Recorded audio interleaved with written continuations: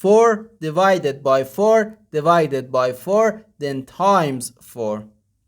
4 divided by 4 is just 1. And here we have 4 times 4, which equals 16. And 1 divided by 16, or 1 over 16.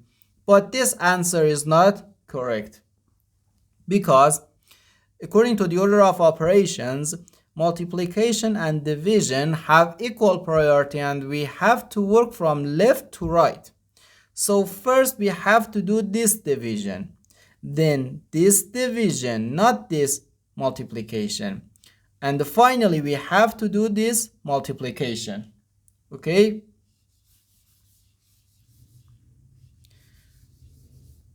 So first we have to do this division, 4 divided by 4, which equals 1. So 1 divided by 4, then times 4. Okay? No, we have to do this division. 1 divided by 4. We can write 1 over 4. And 1 over 4 times 4.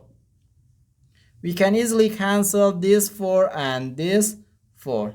And we have just 1. So therefore, our final answer to this problem is just 1. The correct answer is 1.